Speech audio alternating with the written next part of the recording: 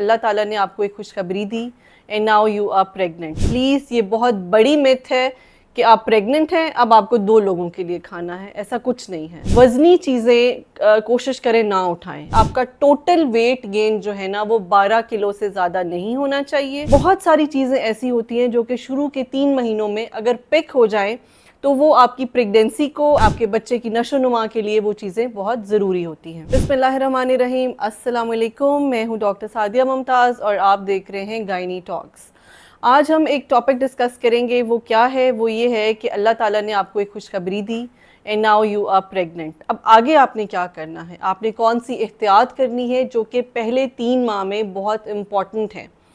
सबसे पहले तो जैसे ही आपको पता चला है कि आपके पास गुड न्यूज़ है और आपने कंसीव कर लिया है, मेरी सबसे पहली रिक्वेस्ट होगी please go to your gynaecologist.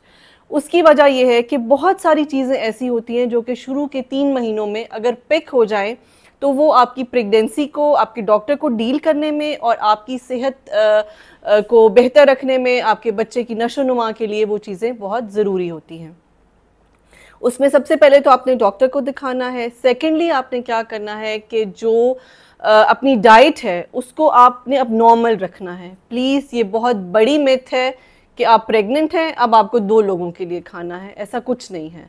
आपने अपना वज़न, मैं पिछली अपनी एक वीडियो में बता चुकी हूँ कि आपका टोटल वेट गेन जो है ना वो 12 किलो से ज़्यादा नहीं होना चाहिए और जो एडिशनल कैलोरीज़ आपने लेनी है वो सिर्फ 300 कैलोरीज़ हैं।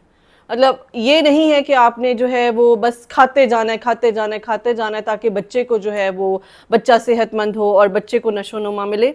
Baby is a parasite. बच्चे को जो चाहिए वो आपके जिस्म से, आपके जो अपने रिजर्व्स हैं उनमें से वो ले लेगा। लेकिन जो आप एक एक्स्ट्रा वेट अपने ऊपर पुट ऑन कर लेंगी तो आफ्टर डिलीवरी जो है उसको आपको वापस जो है शेप में आने में काफ़ी प्रॉब्लम होगा।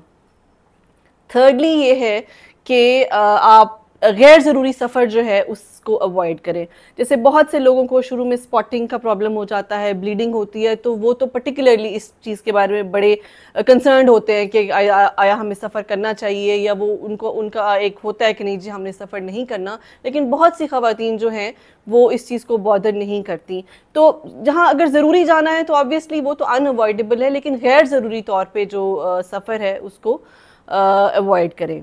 दूसरा, वज़नी चीज़ें कोशिश करें ना उठाएं, बिकॉज़ जब आप वज़न उठाते हैं तो जो इफ़ेक्ट है वो ज़्यादातर आपके लोअर एब्डोमेन पे पड़ता है और उस वजह से कई दफ़ा स्ट्रेच पेन्स और ये इस तरह पेन्स अगर स्टार्ट हो जाएं तो फिर वो थ्रू आउट आप उसको फेस करते रहते हैं। कोशिश करें अपनी डाइट में मिर्चीली ग़िज़ाएं और ये जो सोडाज़ हैं, बेकरी है, इन चीज़ों को आप अवॉइड करें।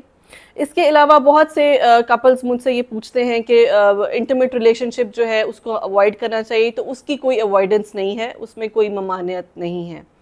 और उसके अलावा ये है कि अगर तो जैसे हमारे यहाँ तो खैर ये बहुत कम परसेंटेज है, अगर आप स्मोक करती हैं तो स्मोकिंग को आपको क्विट करना पड़ेगा। हाँ, ये ज़रूर है कि उसके विथड्रॉल इफ़ेक्ट्स आते हैं, लेकिन वो एक सर्टेन एक रेशो है कि आप उसको एज़ मैक्सिमम एज़ जो है ना आप उसको अगर मिनिमाइज़ कर लें तो ज़्यादा बेहतर है।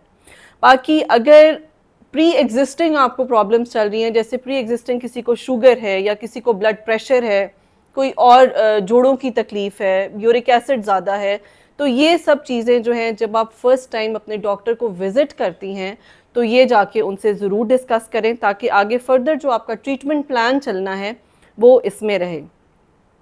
एक टिप है जो कि मैं अपने हर पेशेंट को देती हूँ और वो ये है कि जो आपकी फ़ाइल है ना, जो आपके डॉक्टर की फ़ाइल है, उसको गाड़ी में रखें प्लीज़। घर में उसका कोई काम नहीं है।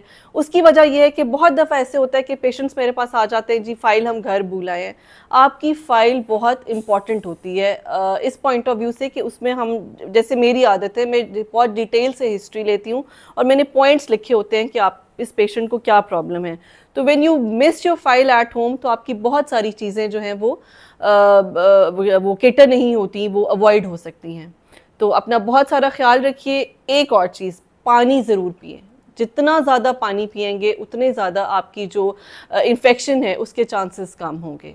Stay healthy. अल्लाह हाफ़िज़।